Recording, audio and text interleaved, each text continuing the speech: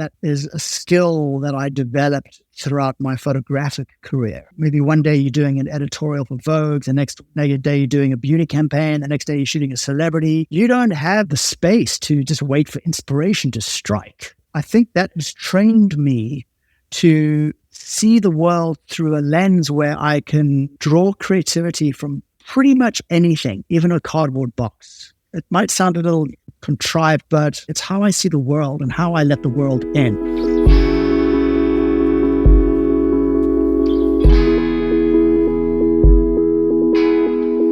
Welcome back to The Craft, where we explore the creative process.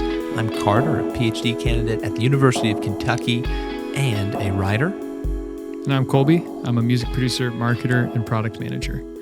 Today, we are playing an interview that we had a few days ago with a really prolific artist, Warwick Saint. Warwick Saint is a painter, photographer, and mixed media artist from South Africa. He pioneered advanced techniques in photography and lighting, most notably the kinetic silhouette, pioneered in 2000. This technique was designed to capture the fast-paced motion of athletes. Saint is an award-winning photographer. He's worked with some of the most iconic actors, athletes, musicians, and brands. This includes Ryan Gosling, Harrison Ford, Zendaya, Miley Cyrus, LeBron James, John Legend, DJ Khaled, Beyoncé, Daniel Craig, Jamie Foxx, and brands like Nike and Puma, and so many more. And starting in 2018, Saint transitioned from a photographer to painter and mixed media artist. In the interview we shared today, we got to talk with Saint about that transition from photography into paint and the things that he's carried with him along the way. To be honest, it's really hard to write the bio for this because Saint has done so much over the course of his career so far, and it's obvious that he has much to do still. But you can learn more about all his work at warwicksaint.com. That's warwicksaint.com. Carter, what stood out to you in the conversation? Yeah, this was an incredible conversation. Such a privilege for us, especially as young artists. He's got such a notable career, and he's one of those artists that's always remaking himself, right? We talk a little bit in the conversation about this constant evolution of the artist, and we specifically got to speak with Saint when he's at, not too far removed from this big movement towards mixed media art that occurred in 2018. And so the conversation is phenomenal. I really enjoyed his comments on the philosophy of art. He is one of those artists who's thought a lot about how a work of art creates a relationship between the viewer and the work, and how this captures time and involves temporality, how it fosters receptivity in the viewer. And so I just really enjoyed listening to him kind of expound on those ideas. And I also really loved how Saint positioned the artist in society. He has a high, and this is proper, I think, a high view of how the artist can influence society, and also just these kind of loftier ideas of the artist kind of bringing the humanities and meaning and purpose to a modern world that kind of bulldozes those. So good. We got on the call, and this is just an audio version, but you could see that he had an outfit on from a day of painting. You could see that he probably finished up some work and hopped on a call with us to do this recording. And so it was just cool that this really seemed like a conversation with an artist that takes things so seriously. For me, the big takeaways were taking care of yourself in order to prepare for the work. So he has kind of outlines what his morning routine looks like and how he gets ready for the art. Talking about the process of actually going from the first draft all the way to this really lengthy process of sitting with the art and looking at it and thinking about how to improve it and having a plan and taking care of himself and making sure he's rested for the next day of work. All those routines were so interesting. How art is like a relationship and you have to just keep showing up and being consistent. So many little gems that were dropped throughout the episode, and also bigger ideas that we dove into over a longer period of time. But it just felt like a really real conversation with an artist who's seriously doing the work and not just talking about it, but literally just got done doing some work. So I really enjoyed it, and I'm sure that everyone else will too. Without further ado, here's our interview with Saint. We're so excited to have you on the show today. There's so many things that we want to pick your brain about, and we'll just kind of jump right into things. We typically structure the interviews loosely around our creative first principles. So we talk about create, revise, share. And then the fourth one is kind of the broader, sustain, kind of more of a artistic career, in-between project kind of question. But we'll jump right into the first of create. You have kind of had a pretty substantial change in medium over the last couple of years. Could you maybe just share with those who are unfamiliar with your recent work, just kind of how things have been changing from photography to what you're doing now? Sure. Well, you may or may not know that I had a very successful photographic career in commercial photography, doing a lot of global advertising campaigns and celebrities and album covers for about 20 years. And in 2018, well, this is something that had been sort of nagging me throughout my career. But in 2018, I decided to do something about it. And what was the nag was that I felt like I was part of a problem in how the advertising and fashion industries put out these unattainable standards of beauty. And it had a particular effect on me personally because my mother was a very well-known model back in South Africa, very, very beautiful woman. And I was a single child with a single mum. And I got to look behind the veil into her psychology because I was so close to her. And as beautiful as she was, and she was a beautiful woman up until the day she passed, I witnessed as a young child the torment and the pain that she would go through because so much of her identity was wrapped up in how she looked and her physicality. And on the one hand, because I was exposed to the modeling industry and a lot of her boyfriends were photographers, so on the one hand, it influenced me positively because I stepped into a career of photography on my own for myself and had a wonderful, wonderful time traveling the world and shooting some of the most interesting and beautiful people in the world. But on the other hand, it actually deeply affected me because I felt like I was part of the problem by photographing celebrities and models and then putting the images into Photoshop and retouching them, putting on the covers of magazines, and seeing how this became a sort of a problem in society about, images of self-perception and how women see themselves and all the insecurities that come along with it. And it just never actually sat well with me. And in 2018, I decided to do something about it. I was kind of getting a little jaded with the industry in general, the whole ecosystem around it, etc. And I wanted to create something that was beyond photography, expand into a new creative frontier for myself, keep challenging myself. I was, coming up to my late 40s at that point. I'm now 51. And I wanted to also create something that had some intrinsic value that wasn't something that you would see on an iPhone or on a computer or a flip on a, this is kind of what's happened to photography. We're living in the age of photography. It's awesome in that respect, Sure. but also it's not an object anymore. Where back in the past, you'd have a beautiful photographic print, beautiful cover of a magazine, or back in the days when you would shoot album covers, you'd hold a record in your hand and it was an object. So I wanted to create something that was more artistic, more meaningful to me, and basically expand beyond the lens. So in 2018, I started splashing around with some paint and some photographic prints, all kind of small scale. I had absolutely no idea what I was doing. And that was 5 years ago. And now I do have some idea about what I'm doing. So there's definitely been a big progression in the work. I'm very excited to share more about the process with you. So that's a wonderful introduction. Now, is painting, this kind of addition of painting, was that something that you were doing earlier, in your kind of development or even as a child, or is that kind of a brand new interest for you?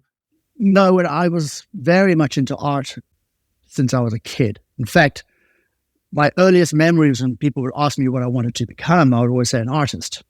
And then, through the introduction of photography and how cool it was back in the 80s and 90s and watching my mom on shoots and stuff, I was like, oh, photography is awesome. And it is absolutely amazing. I love the craft of photography. It's incredible. So, but yes, to answer your question, very much throughout my high school, I was painting a lot. And in fact, when I was 17 years old, my father was tragically killed in a car accident. And my therapy for myself was painting. So I stayed at home for about 2 months. I didn't go to school for 2 months. It was in my final year of school. And I painted every single day. And it was kind of a cathartic way of grieving. It's ingrained in my soul and in my system. But I put it down when I took up photography. I put down the guitar because I was learning guitar, and I put down the paintbrush to dive into photography full steam ahead. And I gave it everything I could back in my early 20s. But, forward 20 to 25 years, and I was ready to revisit and expand my creative horizons again. So you mentioned in an interview with Juliet Art magazine that photography is painting with light, whatever you do. Sounds like there's a really deep tie between that photography and the process, and how you also pioneered some new techniques and long exposure and different ways of time shifting essentially within photography. So how does that tie in with the art that you're creating now? Because it seems like there's a connection there. The second piece of this question is just that on the show, we talk a lot about the underlying universal creative process. So that's why this question is so interesting to me, and to the show at a high level, is really like, how have you seen these different mediums have an underlying connection to them, if that makes sense? Mm-hmm. Yeah. Wow. Have you got an hour? Because I can answer this for a long time. This is interesting. I mean, it's interesting for me. I wouldn't say I don't want to make any universal broad brushstrokes here. So yes, one of the super interesting things about photography to me was the fact that you are painting with light. Yes. There's everything universally in terms of what makes a great image you're applying in photography. So you are very much in relationship with your subject, whether it's a landscape, another human being, etc. So not only are you painting with light, but you're also composing it. You are telling a story. When I say telling a story, you sort of giving an idea about how the body language is happening when you're shooting portraits of people. So all of these aspects are very much alive in the arts, I would say, in general. But the one interesting thing about photography is that you are transcending time. What I mean by that is that every time you click that button and the picture is taken, that image acts like a portal that transcends time. So every time you click that button, you're kind of opening a portal into that specific moment that has happened, that is now in the past. And what I was trying to do as a photographer is transmit emotional energy through that portal.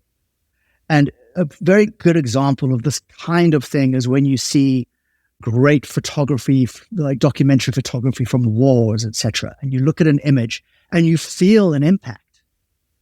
Although that war probably happened 50 years ago in Vietnam, I think there's one particular frame that comes to mind where a soldier is going to execute, I think, a child in Vietnam. Is a horrible situation. But when you see that, you feel the emotional impact.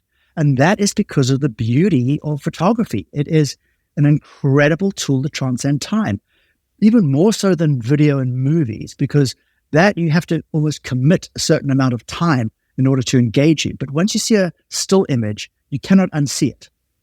And that for me is super interesting. So diving into photography early in my career, it was like, how can I expand time, compress time, get different moments in time, compress it into one frame? And this is what instigated a lot of the techniques that I was exploring, a lot of which was influenced by the sort of a photographic scientist by the name of Harold Edgerton, who would do super high-speed pictures of bullets going through apples, that kind of thing. So the idea of it compressing and expanding time using long exposures, using stroboscopic techniques, etc., was very, very fascinating to me.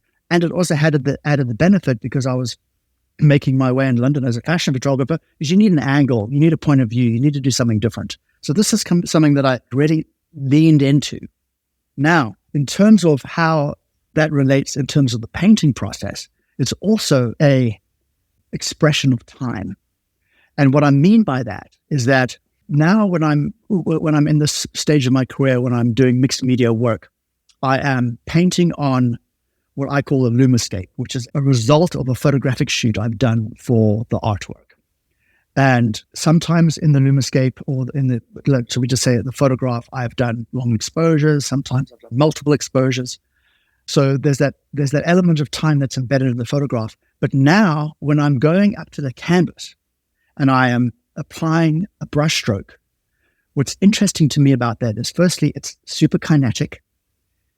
It is an action that is happening with the hand, with paint onto canvas. That gets recorded in that instant, in that moment. And in a way, you can expand that out and be like, well, everything in my life, every experience I've ever had, everything that I've ever experienced has led me up until that moment when I'm applying that brushstroke onto the canvas. So it's a very beautiful, should we say, endpoint or like marker in that moment in your life's trajectory of the kinetic relationship and the immediate relationship I'm having with the brush, confronted with an image that I've already photographed and printed.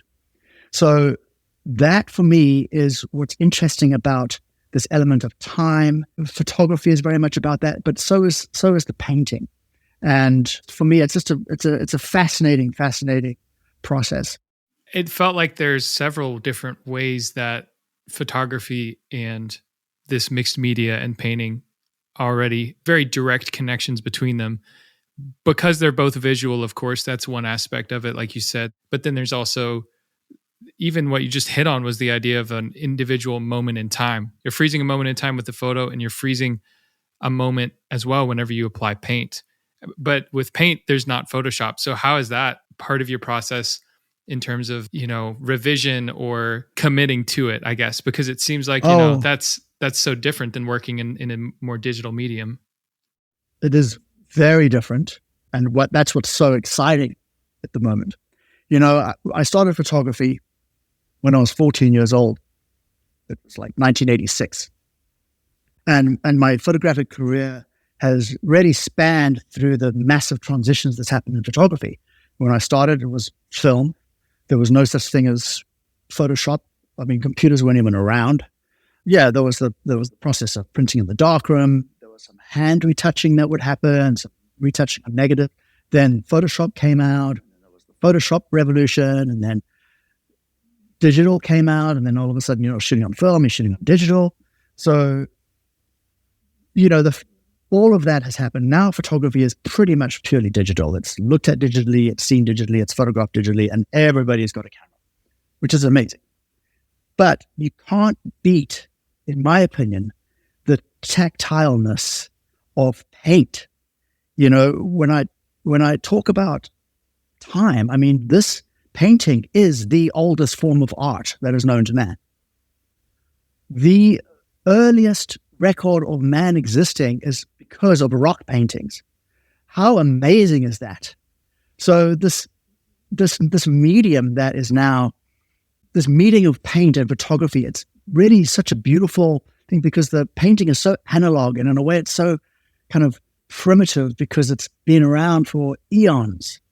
And to have this energy get pushed and integrated into high-tech photography is fascinating for me. But in saying that, ultimately, my goal is to end up with a piece of artwork that is just incredibly beautiful to look at, but you feel the realness and the tactility and the presence of a real human being applying paint and brushwork, using their creativity and their full presence in the creation of the artwork.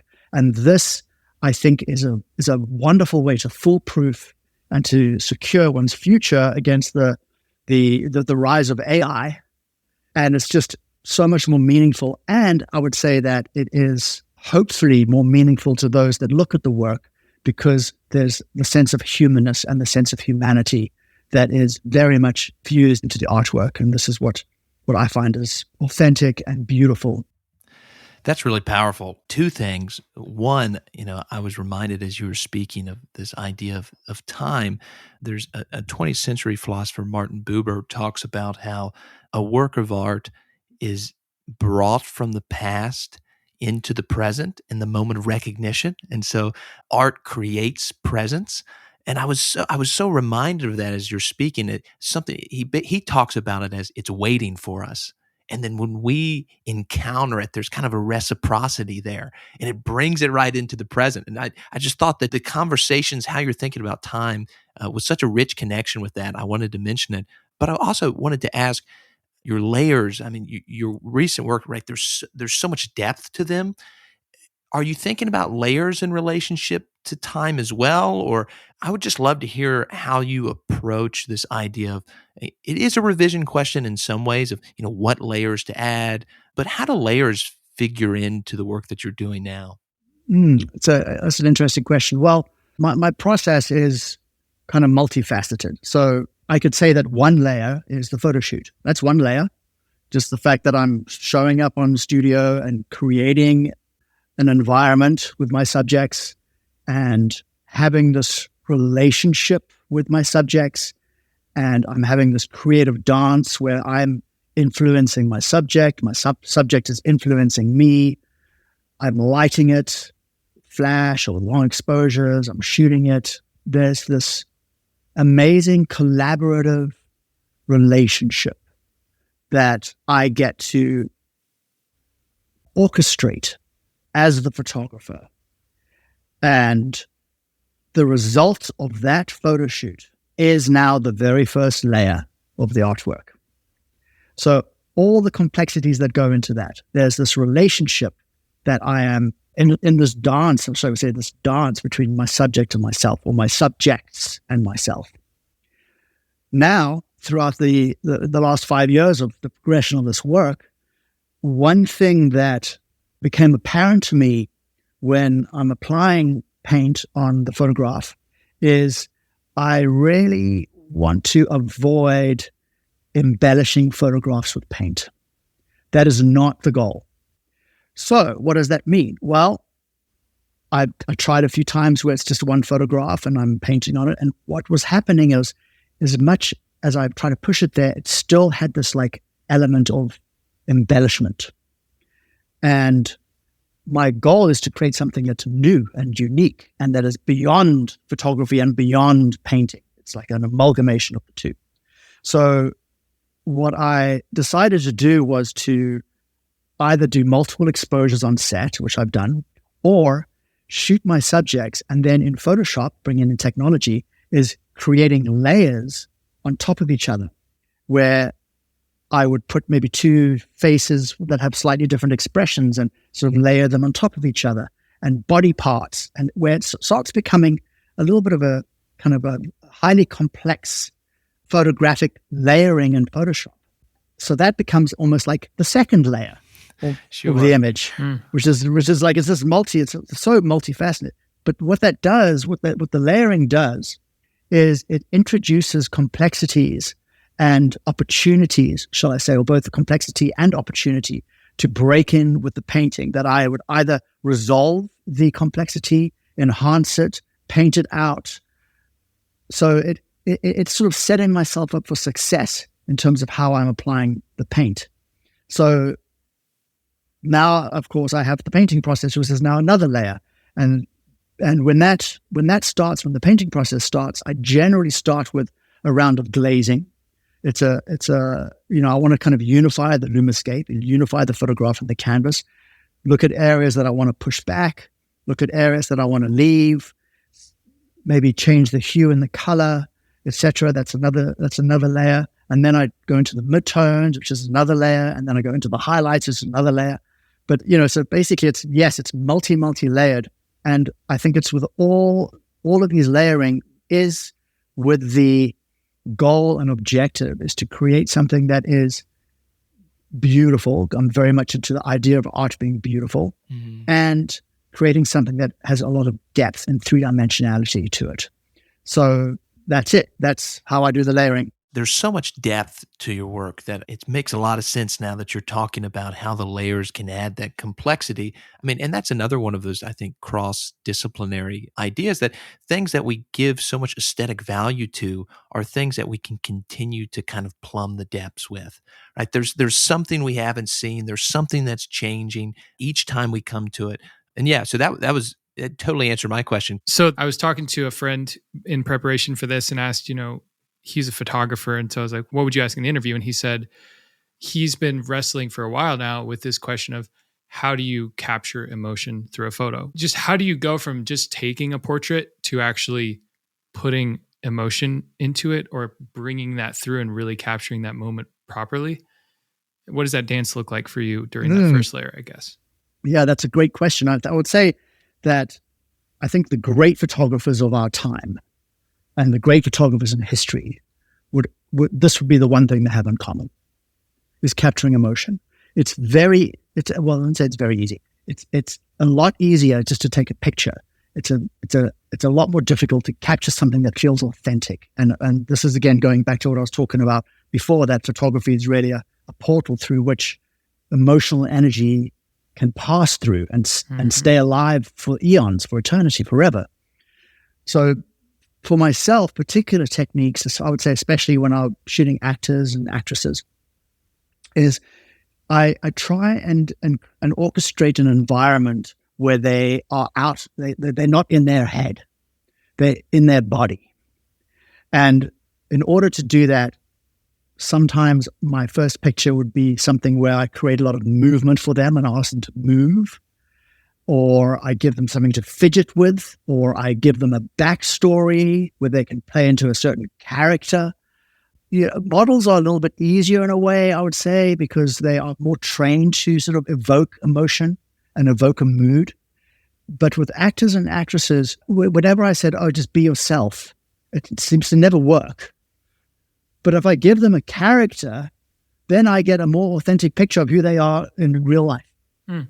So it's about keeping the energy moving when I'm on set. It's about asking them to never actually be still. Although it's a photograph and it's a still picture, a lot of the time I say to my subjects is, I know we're doing a still photography session here, but the secret is to never be still, is to always have energy moving and tracking in your body. Even if it's slow, just feel the energy in your body, feel that lightness. And I will constantly be talking and making jokes and just in a way, you kind of, as a photographer, what's so beautiful about the craft of photography, I say, is that, you have to be a mathematician in terms of exposures and technique. You also have to be a bit of a psychologist, because you have to be able to, or I have to be able to tap into the mood and the feeling of who's sitting in front of my lens that day. And sometimes my subject might not be in the best of moods, and I have to produce a great image for the client or for the album cover. What are you going to do? Keep it moving, keep it up, never let them be still, never let them get into their head, best you can. And that's how, in my history, I found the most success in getting authentic emotion that transcends through the photograph. That's so good. I'm very much speaking from my point of view, from my style. I'm sure there's other photographers out there that want to be just a fly on the wall and not say much. And I'm sure that there's a quality of that work which is very special as well. I don't want to say this is a universal principle, but it certainly worked for me. We had a question here that we were thinking about of kind of the ratio of projects that you start and projects that you finish. And I don't know if there's something that you want to say about this. Are you an artist that gets to something and, it's going to get worked over until it's done?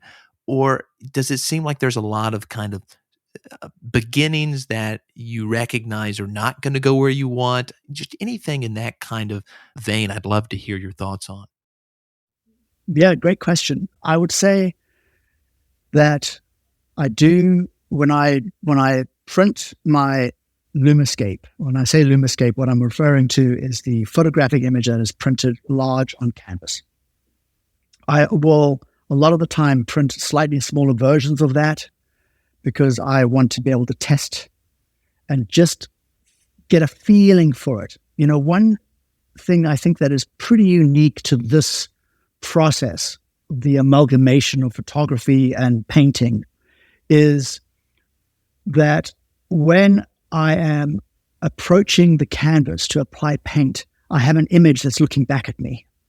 It is not a blank canvas. It is very much an image that a lot of people that I have showed it to be like, oh my God, that's great. You should just show that. I'm like, but no, it can go so much further. But I don't know how much further it can go because the process itself is, how do I put this? It's through the process that new content emerges, and that the relationship that I am experiencing in my studio by myself with the result of this product of a photo shoot, which I created not by myself, with a whole bunch of other people, all these relationships are sort of buttressing up against each other and infusing each other and informing each other. And so to come back to your question, I try and avoid, if I can, spending 3 weeks on a painting, on a mixed media artwork, and then canning it. Because it is a hard lesson to learn. It is extremely humbling. And in fact, that happened to me twice this summer. Spent about 3 weeks on a painting, and at the end of it, I got to this point where, and this is probably going to answer the question more precisely, is I got to the point where there was nothing more I could do to make it any better. Now, that is generally a great place to stop. They say that a painting is never finished. You just decide when to abandon it. Now, so when I get to that point of like, well, there's nothing I can do that is going to make this any better. And then I have to ask myself this question, well, is it good enough right now? And I had 2 instances this summer where I had to sit down and just come to the realization, it's like, you know what, that is actually not good enough for me. And I put in all this time and we've got to can it. Now, in saying that, as humbling as it is, these are the most valuable lessons you can learn. And I have the philosophy in life is you either win or you learn. And if I could choose, I would rather learn from my winnings. But a lot of the time, the best lessons are learned from the so-called failures, which I do not regard as a failure. I just regard it as a massive learning. So in this summer, I would have to say that, I did 2 paintings. One was a failure, for the lack of a better word. But looking at it, it made me realize what worked in the successes. Like, this made me hone in on what it was that was so good with the successes, and that I didn't actually have those elements in the work that failed. So yes, I would say I try and avoid the failures if possible, and a way to do that would be do some test work, really start getting a feel for it, working into the painting slowly with a good cadence. I have made the mistake in the past of going in too brave and too strong at the beginning, and then you start having problems that you're trying to paint yourself out of.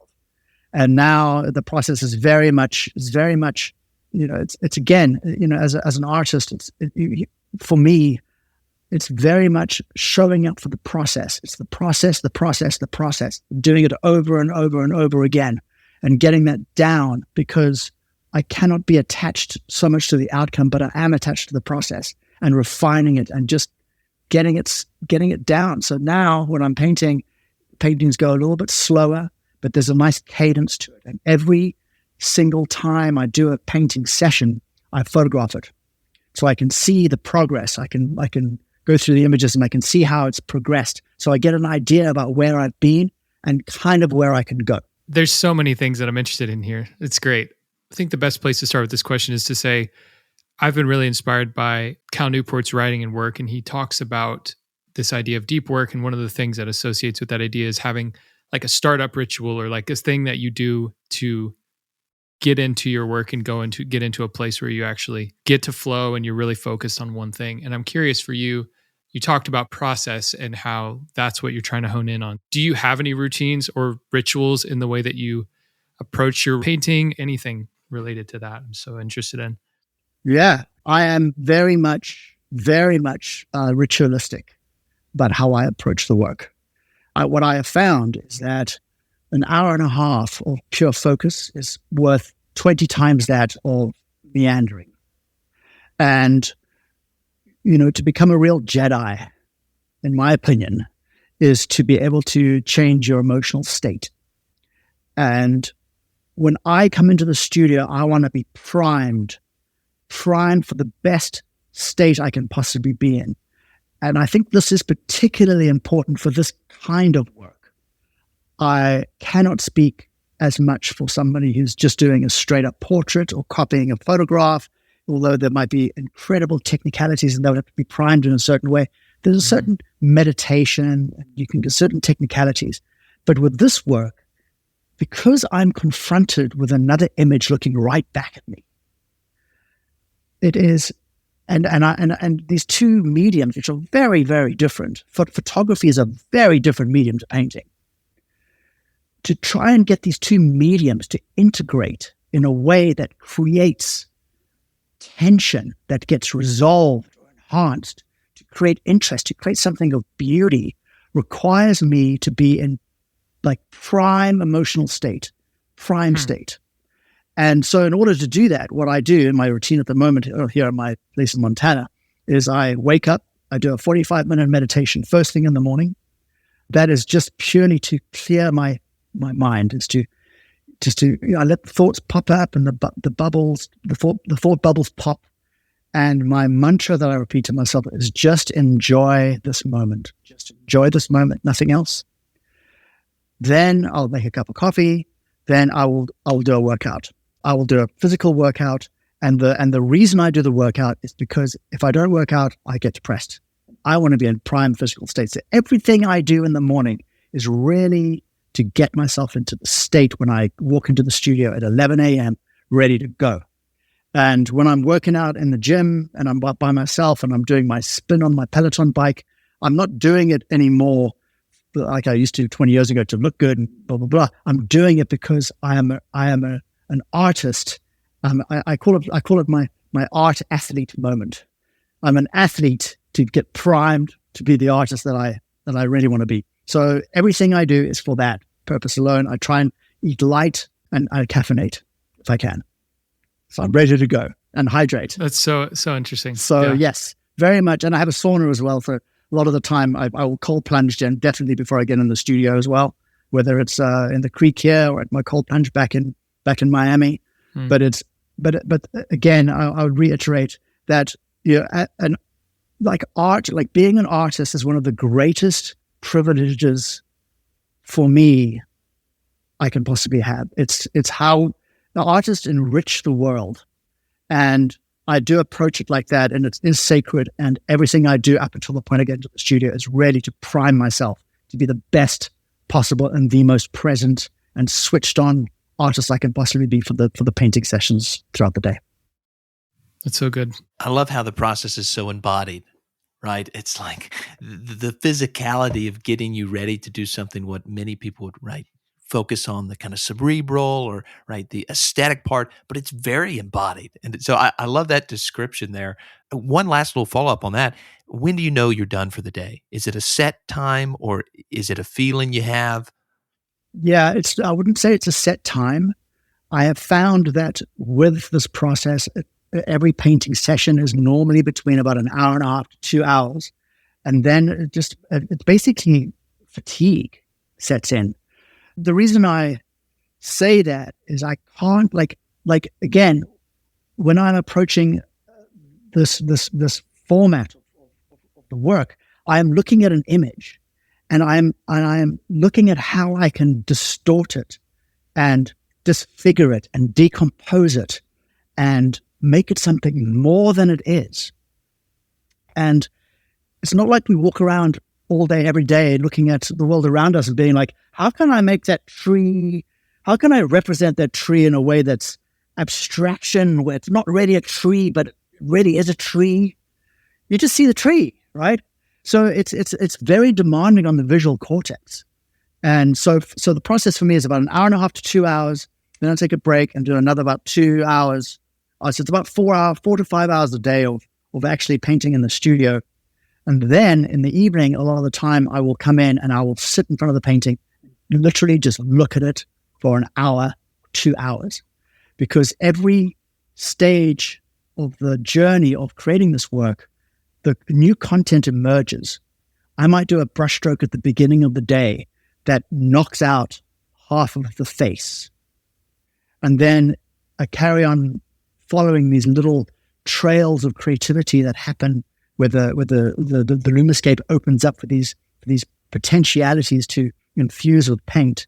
And then I will come back and I would look at the painting at the end of the day and see that original brushstroke and be like, wow, I see this could open up a whole different composition where I can push this further back and I can bring this side of her face out and I can abstract it even more and push this. And I do these meditations on the painting and then I go to sleep and I start the process the next day. So in terms of, I'm pretty much doing it 12 to 14 hours a day, but the actual time applying and mixing paint is about 5 hours a day. It's a fascinating process. I really feel like I'm right on my edge creatively. It's like stepping into the void, trying to create something that's new and unique and exciting for me and authentic to me. Thank you for sharing all of that. That's so interesting and inspiring in the sense of an encouragement to connect your personal care, personal well-being to the purpose in your art and what you're pursuing. For me, I don't really enjoy exercise. I don't enjoy some of these things that are more embodied. I'm more focused on just getting to the work or what I'm excited about. And I think the downside of that is burnout and fatigue and, like you said, that emotional health. So it's an encouragement for me even to just remember that the way that you take care of your body as a vessel is going to show up in the work whenever you get to your craft. Yeah. Again, I don't want to say universals because I'm sure people have their different modes. It's certainly my mode. I think one of the reasons it is such a way is, well, I've been studying martial arts most of my childhood from the age of 7 all the way through to about 23 or 24 years old. And I was very, very much involved in Shaolin Kung Fu. So very much of my formative years was very much about movement and about presence and about meditation and about chi and sparring and forms and the beauty of movement. And I think that's one of the reasons why I got picked up by Nike to shoot all the Olympic athletes, et cetera, because I have a good innate understanding of movement, and feeling good in my body helps my mental state. If I don't feel good in my body, I feel like I'm declining. So it works for me. But the shift lately has been, I don't work out to look good, feel good. I work out so I can paint well and be a better artist. So kind of shifting gears a little bit, a question that we were really eager to ask you to kind of move over to the sharing portion of kind of our framework has to do with a statement you made in another interview. You encouraged people to never quit your side projects. And we love this. And so we wanted to kind of follow up on that and say, what is your advice for someone who's trying to decide where their art or the current side project fits in their life? Is it a hobby? Is it a side project? Or is it time to kind of take that leap and go at it full time? So anything that you have in regards to that was one that we feel that tension a lot, right? Does this need, do you need to keep your day job? I mean, like T.S. Eliot writes The Wasteland while he's a banker, right? Or do you need to try to create that space where you can go all in? So we'd just love to hear your follow-up on that. Yeah. Well, obviously it very much depends on the individual to the individual. If you're sitting on a massive trust fund, you just be the artist. Sure. Like, go for it, Most of us are not sitting on a massive trust fund. For me personally, I was just fortunate enough to be getting involved in photography very early on, and I made a good living. So it's enabled me to fund myself across the bridge, so to speak. Now, I think the person who is having this inquiry, I think the question you have to ask yourself is, what lights you up? What lights you up the most? And if there is deep down inside this burning desire to create and live with passion and to create with passion, then I would say that everything you do should be towards that end goal. And if you have to wait tables to pay the rent so that you can keep doing your art, then know that that's the reason why you're waiting tables for the art. Or if you've got to take a 9-to-5 job to fund the art, know that that's the reason why you are doing it, because that will help. Right? It'll help you build that initial inertia. Now, it's not easy. It's certainly not easy becoming an artist, and it's certainly not easy becoming a successful artist. So, it does come down to the individual. And, I'm sure there's many of you out there that probably somewhat enjoy your job and you like to create as a hobby, and it just rounds up your life beautifully. But if you have that burning desire, you get to live this life once. You get these moments that come by once, and just can go for it, is what I say. Because we need artists in the world. The arts have taken a bit of a hit, I would say, over the last couple of decades in terms of academia. A lot of art universities have closed down. It's all about science and tech, but we need artists. Artists have a very, very important function in society. We enrich the lives of those around us, and we enrich the world. And if you can do that, and you can do that full time, then just go for it.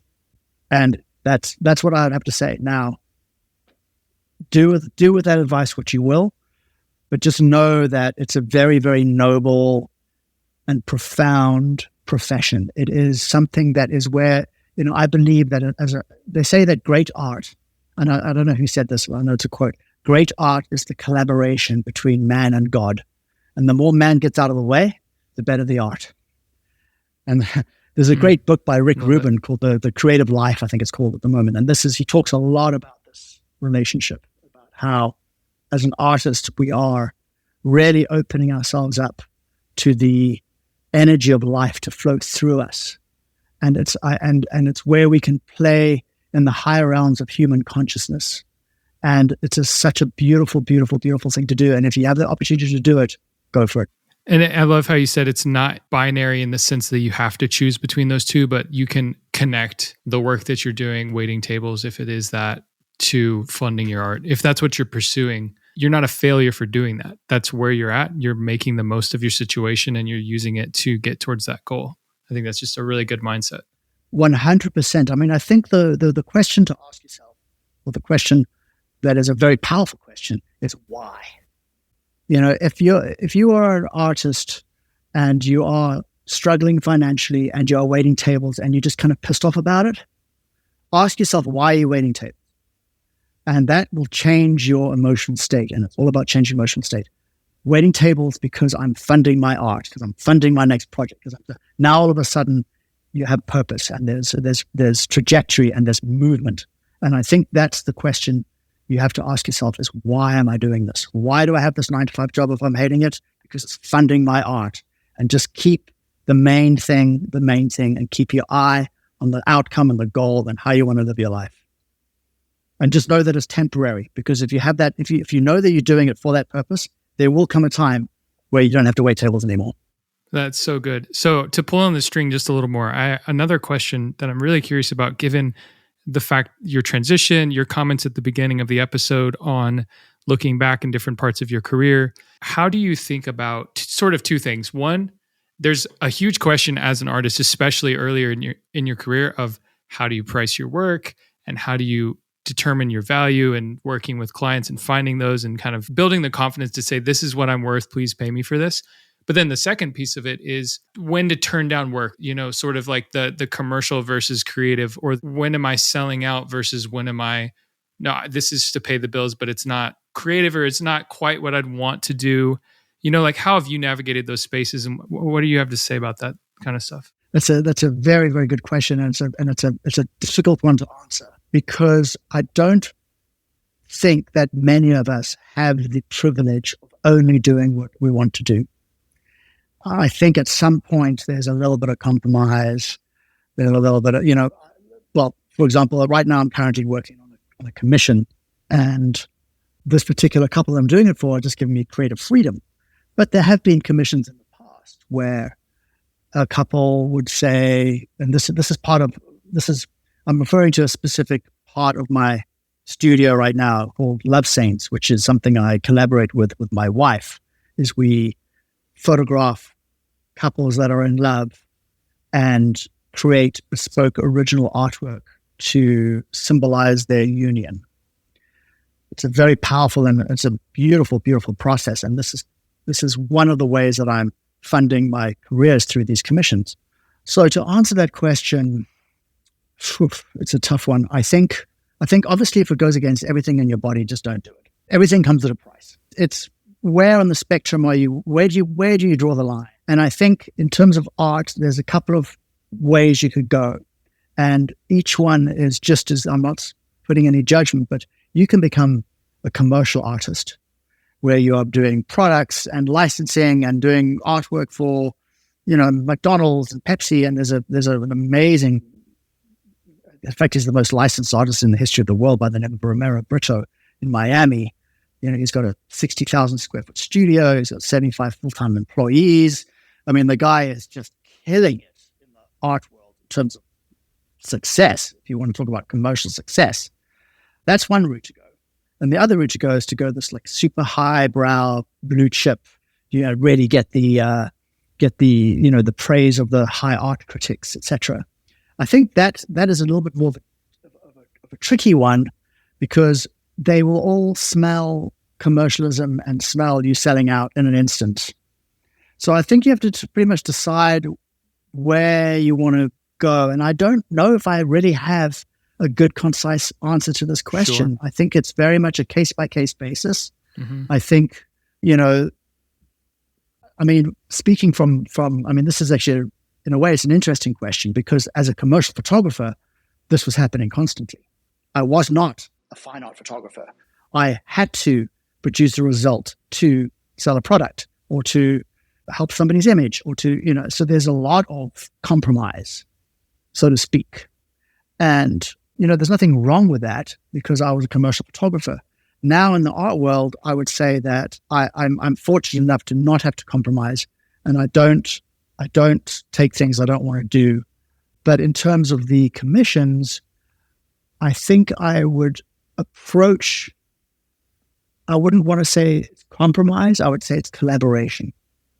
When I'm doing a commission, I'm actually collaborating with the subjects that I'm painting for. And I want to, and I say we, because this is my wife and I and the Love Saints, is we learn about their love story. We learn about them. And this is kind of a way of like sacred service to love, and using art to infuse people's relationships with more love and give them this object that sits in their home that they can look at and feel more love for themselves and for each other. And this is a collaboration. So if they say, when we think about a relationship, we love the idea of rose gold and light blue and white, then I'm going to really work that into the palette. Sure. Because it's now a collaboration. I don't consider it a compromise. So I think it's how you frame it, how you look at it, how you frame it is really important. And again, if it goes against, if it really ekes you out, and if it really sits with you and it doesn't sit right, then don't do it, because it's intuition telling you something and you'll pay the price. So it is a case-by-case basis. We hit on this a little bit earlier, but whenever you experience creative fatigue or burnout, what is it that you do now? Where do you go? I've been learning how to DJ. So when I experience creative fatigue, it's like just switch modes and start mixing beats and seeing how, Yeah. So I think, and this is kind of comes back to like, don't quit your side projects. Because I think the side projects are really valuable because they inform your main project. So, creative fatigue for me, again, it's showing up for the process and doing everything I can every day to make sure that I can show up for the process. If I have like a threshold in a particular artwork that I'm looking at, I'm like, oh man, I don't know where to go from here. I've kind of had a threshold. I'm so fatigued out. It's like any sort of relationship. You just got to keep showing up. Even if you're not applying paint to canvas, just meditate in front of the painting. Just sit with it. Just be with it. Just be in the room. And at some point, something's going to give. So that would be my suggestion. And I would say that to have, for me, I was playing guitar, but I had to stop because of a tennis elbow injury. Now that I've taken up DJ, very much informs my painting now. When I'm looking at a painting, I'm like, wow, I'm actually mixing photography and paint. And it's but like mixing beats. And how do you get the beats to mix where it becomes even more than the sum of its two individual songs? And it's important to use different aspects of the brain. But I would also say that just keep moving creatively, keep moving in your thoughts, keep moving into the process, and don't stop. Even if you do have creative fatigue, change it up, do something else. I think we all have this. We all have this problem at some point, and I think there's enough psychological research and stuff out there to give us the tools to get through this. And another thing, actually, I want to say as well, which I think is very, very important in terms of this, is collaborations.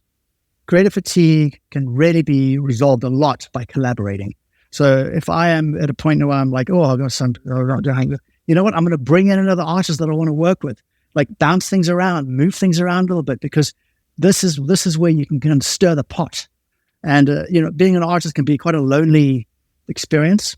And to pull in other people and to pull in people that you admire, people you want to work with, that's a great remedy for creative fatigue. And it's interesting that both the primary work you're doing with mixed media and in DJing, there's an element of not showing up at a blank canvas, like you said, but of remixing and interacting and trying to push things further. That I think that's just one takeaway for me from this conversation is how can you build on top of something else to use that as a starting place? Do you feel like that helps you with your fatigue almost because you don't have to kind of jumpstart the work. You have a place where you dive in the middle. Yeah. Well, I mean, I do rely a lot on my mastery of photography, and the 30 years I spent mastering that craft, because that's the initial first layer.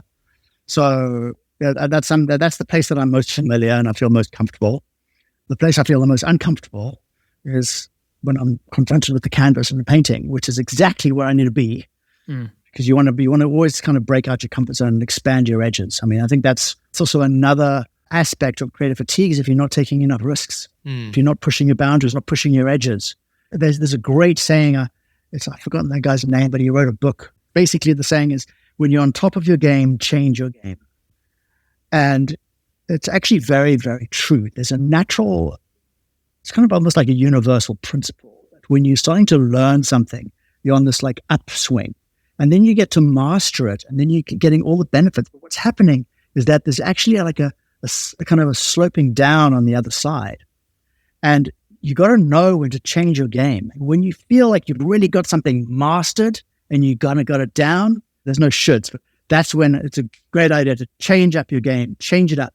Because then again, you want to always keep on the upward trajectory. And a lot of the time you'll find this with great musicians that have stood the test of time, that aren't just bring out a couple of albums and they sort of, fade into obscurity. It's the ones that have actually lasted throughout the decades will always come out with something new and something interesting in an album. People are like, oh my God, that doesn't sound like so-and-so. Well, no, because it's their new project. Like David Bowie is a great example. One of the greatest artists of all time, in my opinion, is David Bowie. Always interesting. Never was afraid to experiment and to push the boundaries, and not afraid to fail. And I think if you have these aspects in your toolbox, then you're gonna fend off a lot of that fatigue that would loom if you keep doing the same thing over and over again. Are there any things that help you specifically in that area of not being afraid to fail, taking creative risks, being bold? Well, I mean, certainly doing the right amount of prep, because the thing that hurts most about the failures is the time, because you can't get the time back. So once you do the failures, like, how do I get this? How do I make the most out of the time that appears to be wasted? Well, that's not wasted. Let's see what we can learn. So that's the one thing. I think the key is to make sure that whatever you're doing and producing and creating is that you are loving it. Don't do it for somebody else to love it. Do it for you to love it, because that will help. And if you're not loving it, try something else. There's another great saying is, if you try to please everybody, you please no one. This happens in my meditation sessions when I sit in front of the paintings in the evenings. Do I love it? Do I love it? Do I love it? Do I love it? Could it be better? Could it be better? Could it be better? What can I do? What can I do? These are the questions that keep going over and over again. So, yeah, bravery is key. And I think breaking out of the comfort zone is key. And having a sort of a foundation of everything is actually going to be okay, even if I do fail, because I will be learning from this. Knowing that it's a learning thing is also key. So, as I said, there's no real thing such as failure. It's up to you whether you want to turn a failure into a learning opportunity or not. Yeah, that's super rich. The David Bowie reminds me of Bob Dylan getting booed when he goes electric, right? Doing something that people totally weren't responding well, but it was time for him to change and transform. And I feel like there's just almost unlimited examples of artists who have done that, who have pivoted in ways that people are really thrown by. But then in 20 years, it's like that was way ahead of its time. And I feel like there is always that role.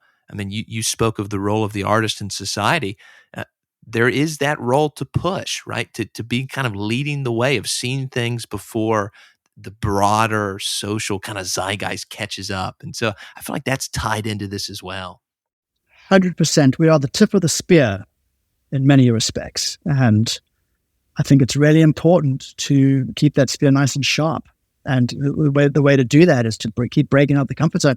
And, people forget, David Bowie comes out with an album, they listen to the album for a couple of weeks. And he's probably been working on that album for a year. I mean, you can't blame the guy for being like, I want to do something different, or be out to do the same thing again.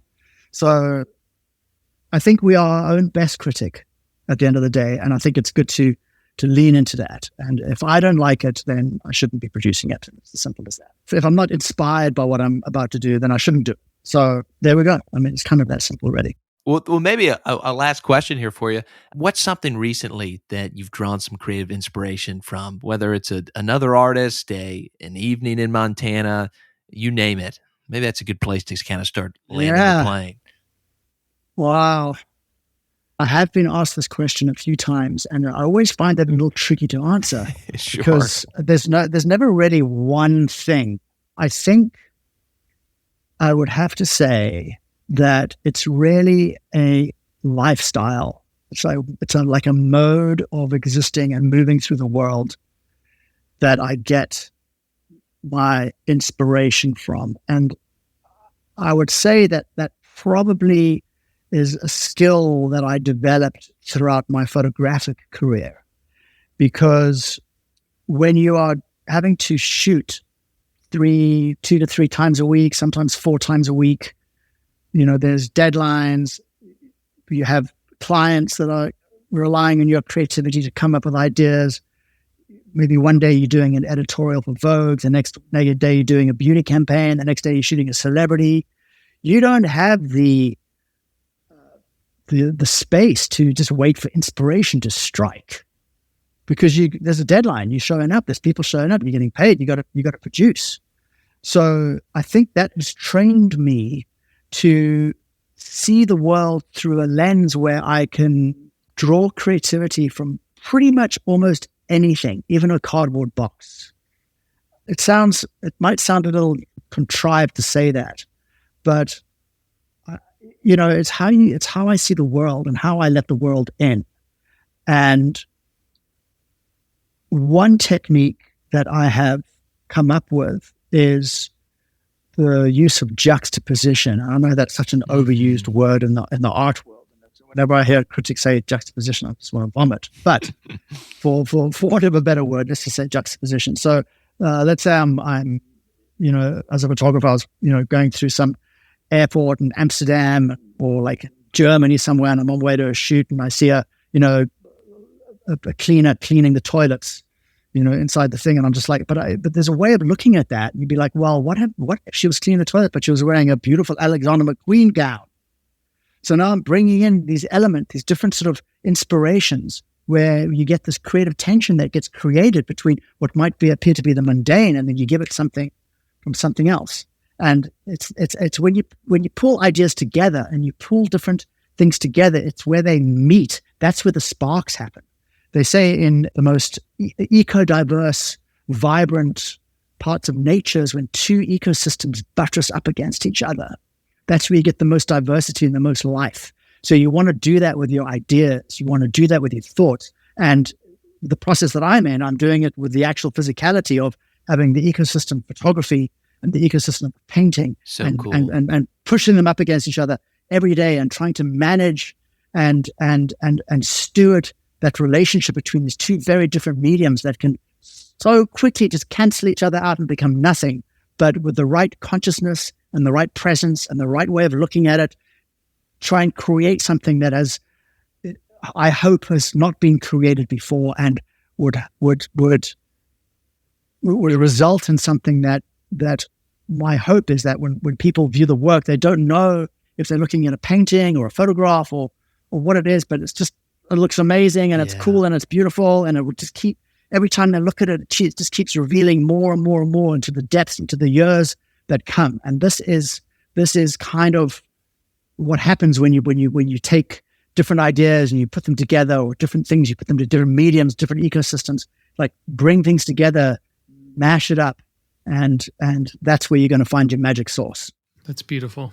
It reminds me too, I love how you said it. It's a matter of being in the world and a matter of kind of being receptive. I was just teaching some undergraduates today, Henry David Thoreau, and he talks about being at Walden Pond. Yeah, and he has this beautiful line where he says, he's in his small little cabin and he goes, "But there's plenty of pasture for my imagination." And I love that idea with the cardboard box, right? If you're in a method of receptivity with the world, it's like the smallest minutia just comes alive.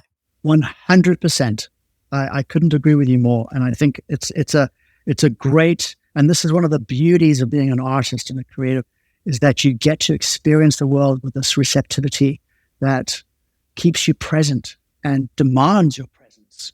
If you want to be inspired, it demands your presence. And that is how I want to live my life. I want to live it present. I want to savor every moment and try and reach the heights of my potential as much as I possibly can.